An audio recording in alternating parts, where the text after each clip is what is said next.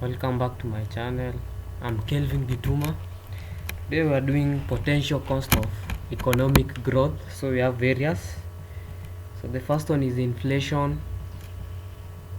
So the economic growth tends to cause inflation when the growth rate is above the long run trend rate of growth. It is when demand increases too quickly that we get a positive output gap and firms push up prices. So the second one, we have booms and bust economic cycles. So if economic growth is unsustainable, then high inflationary growth may be followed by a recession. This occurred in the UK in the late 1980s and early 1990s. In the 1980s, there was an economic boom with growth of over 5% a year. However, this caused inflation to rise to over 10%. To reduce inflation, the government increased interest rates. This caused the economy to slow down and then enter into a recession. However, if economic growth is at a sustainable rate, this will not occur. For example, between 1993 and 2007, both economic growth and inflation were at a sustainable rate. So we have the third one is current account deficit. So increased economic growth tends to cause an increase in spending on imports, therefore causing a deficit on the current account. So the fourth one is environmental costs. Increased economic growth will lead to increased output and therefore increased pollution and congestion. This will cause health problems such as asthma and therefore will reduce the quality of life. Economic growth also means greater use of raw materials and can speed up depletion of non-renewable resources. The fifth one is inequality. The higher rates of economic growth have often resulted in increased inequality because growth can benefit a small section of society more than others. For example, those with assets and wealth will set a proportionally bigger rise in the market value of rents and their wealth. Those unskilled without wealth may benefit much less from the growth. However, it depends upon things such as tax rates and the nature of economic growth. So economic growth can also be a force for reducing absolute and relative poverty. So we have determinants of economic development. Economic development is a complex process. It is influenced by a number of factors such as natural resources, capital, human resources, technology, social attitude of the people, political condition in the country. All the factors having strong bearing on economic growth are divided into two categories. So we have the economic and non-economic factors. So we branch to economic factors. The aggregate output rises or falls mainly due to change in economic factors.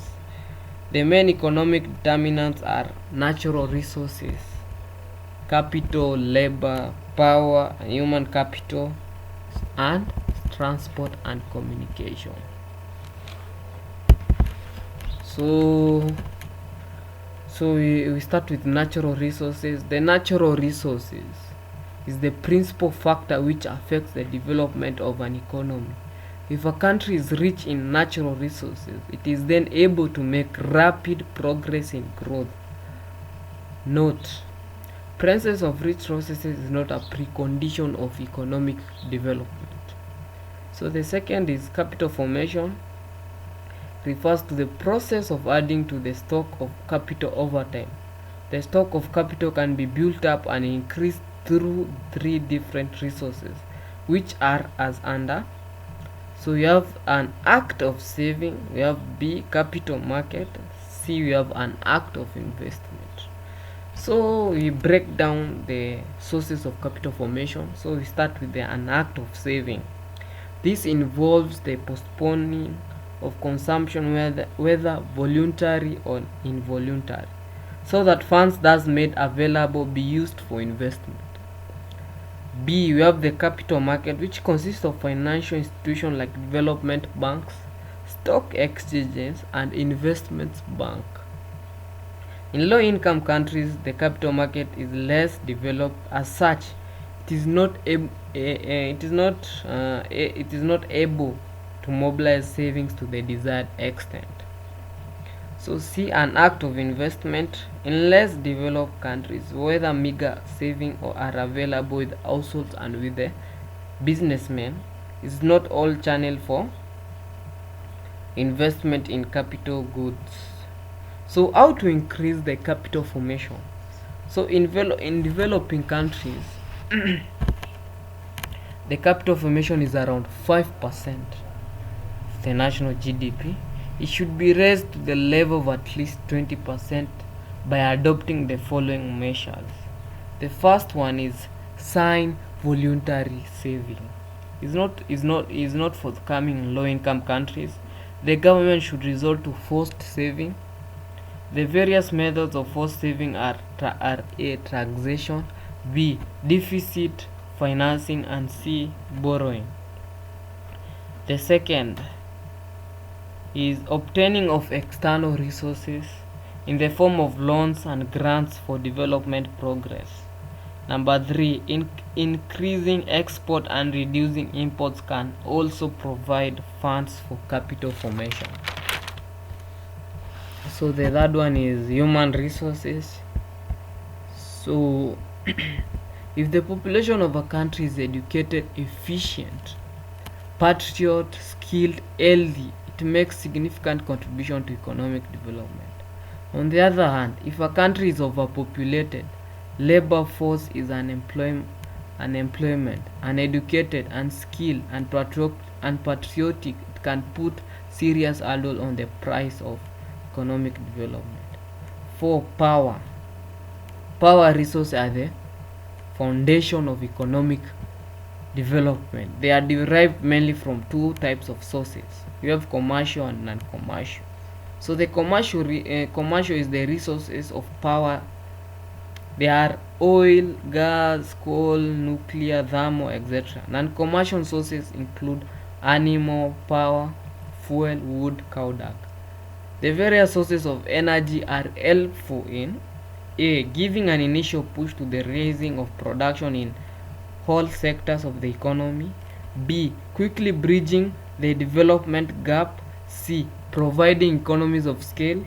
D, ensuring high quality of standard. E, reducing material wastages in all sectors of the economy. The high income oil exporting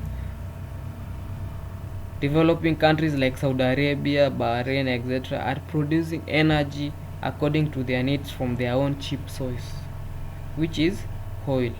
The other developing countries are giving highest priority to energy. Their main stress is on A, accelerated exploitation of coal, hydro, and nuclear power, etc. B, intensification of exploration for oil and gas. C is energy consideration. So the fifth one is the means of transport and communication. So if a country is well connected with rail, road, seaports, and as a developed means of communication, including information technology, it then helps in improving the production capacity of the various sectors of the economy. So an efficient transport and communication network contributes to the improving the quantity and quality of goods due to competition and reduction in production costs. So we have common characteristic of developing countries. We have 1, general poverty and low living standards. Those are common characteristic of developing countries, so I won't go deep into them. So we have second one, we have burden of internal and external debts. 3, we have low per capita income. 4, we have over dependence on agriculture. 5, we have backward industrial sector. 6, we have unemployment. 7, we have low level of productivity. 8, we have deficit of balance of payment. 9 we have dualistic economy. 10 we have deficiency of capital. 11 we have inappropriate use of natural resources. 12 we have market imperfection. 13 we have unlimited foreign trade. 14 we have vicious circle of poverty. 15 we have inflation, and we leave it from there, and the rest will be, it will be heard in the next episode. Please subscribe, like, comment, and if you have any views on the matter, please share at the comment section. Adios.